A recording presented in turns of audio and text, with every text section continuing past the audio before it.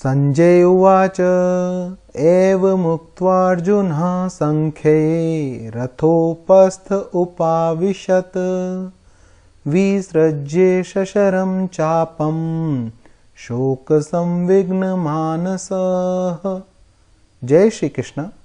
श्लोक number 47, chapter 1, Shrimad Bhagavad Gita. Sanjay उवाच, संजय बोले, क्या बोले?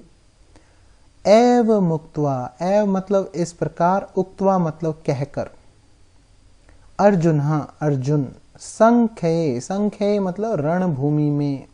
कहां पर? रणभूमि में। रथो, रथ में, उपस्थ पिछले भाग में, रथ के पिछले भाग में, उपाविशत, उपाविशत मतलब बैठ जाना, बैठ गए। विसृजय, विसृजय मतलब त्याग कर। शशरम, शशरम मतलब सशरम बाण सहित, चापम धनुष को त्याग कर, शोक संविघ्न मानसः, शोक से उद्विग्न मन वाला।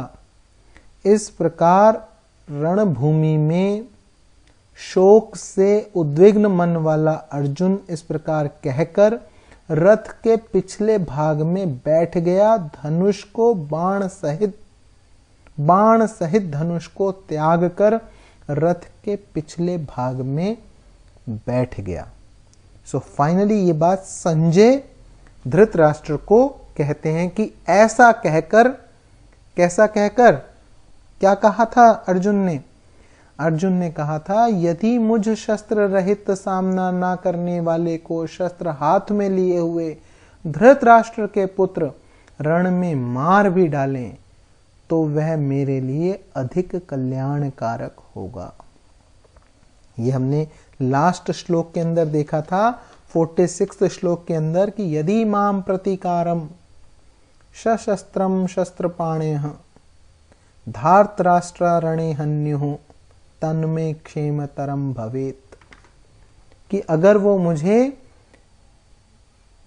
निहत्थे को मार भी देना चाहें तो भी मेरे लिए वह अधिक कल्याणकारक होगा। ये है मोह की महिमा। ये क्या है? ये है मोह की महिमा। मोह ने क्या किया? मोह के कारण जो है अर्जुन युद्ध से उपरत होने में तो और अपने मर जाने में तो हित देख रहे हैं, और युद्ध करने में पाप देख रहे हैं। तो इसलिए अंत में उसी मोह के कारण, इस मोह की महिमा के कारण बाण सहित, सशरम चापम, बाण सहित धनुष का त्याग करके विषाद मग्न होकर बैठ जाते हैं।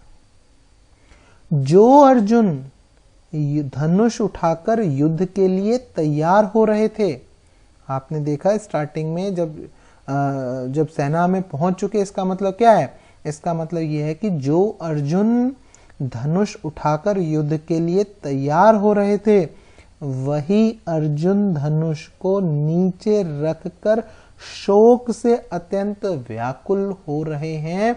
ये है मोह की महिमा। मोह ने क्या कर दिया? मोह ने कंप्लीटली अर्जुन को चेंज कर दिया। अर्जुन की ऐसी जो ये शोक की अवस्था है, इसके होने के मुख्य कारण क्या है? ये मुख्य कारण हमने पूरे चैप्टर में, जब से अर्जुन ने ये कहा सेनयोर भयोर मध्य, मेरा सेनाओं, दोनों सेनाओं के बीच में मेरा रथ खड़ा करो, तब से उनके शोक में आने के कुछ मुख्य कारण जो हमने चैप्टर 1 के अंदर देखे, जैसे कि भगवान का भीष्म और द्रोण के सामने रथ खड़ा कर देना, अर्जुन से कहना कि इन कुरुवंशियों को देखो, और अर्जुन के भीतर जो मोह छुपा हुआ है उस मोह को बाहर जागृत करना। और जैसे ही मोह जागृत हो जाता है तो अर्जुन को क्या लगता है कि मेरे सारे कुटुंबी मारे जाएंगे। कुटुंबियों का मरना तो बहुत जैसे कि दुख हो जाएगा, सारा नुकसान ले आएगा। दुर्योधन आदि तो चलो लोभ की वजह से नहीं ऐसा कर रहे हैं, वो तो इस युद्ध में नुकसान नहीं देख रहे हैं, परंतु हम लोगों को तो इस तरफ ध्यान देना चाहिए। हम लोगों को तो राज्य और सुख के लोभ से ये जो कुल का संहार होगा, इसके लिए जो हम रणभूमि में खड़े हो गए हैं, ये जो हमने बड़ी भारी गलती की है, ये सारे युद्ध का ना करने के कारण बने अर्जुन को। और फाइनली अर्जुन रथ के पिछले भाग में जाकर, रथोपस्थ, रथ के पिछले भाग में जाकर बैठ गया। कंप्लीट शोक में, शोक संविघ्न मानसा, शोक से उद्विग्न मन वाला, कंप्लीट शोक। जैसे आपने देखा होगा ना, पिछले से पिछले श्लोक के अंदर वो कहता है अहो बत महत पापम, अरे ये मैं क्या पाप करने जा रहा था। आइए एक बार श्लोक फिर से चैंट कर लेते हैं, और श्लोक के अंत में हम एक लाइन बोलेंगे, ओम श्री कृष्णार्पणम अस्तु, है ना। सो क्योंकि ये चैप्टर समाप्त हो रहा है, पहला चैप्टर ये विषाद योग नाम का प्रथमोध्याय है ना। इस ये प्रथमोध्याय यहाँ पे खत्म हो रहा है, तो हम लास्ट में एक वर्ड बोलेंगे, ओम श्री कृष्णार्पणम अस्तु, है ना। सो आइए फिर से श्लोक को चैंट कर लेते हैं। संजय उवाच एवमुक्त्वार्जुनः संख्ये रथोपस्थ उपाविशत् विसृज्य शशरं चापं शोकसंविघ्नमानसः। ओम श्री कृष्णार्पणमस्तु।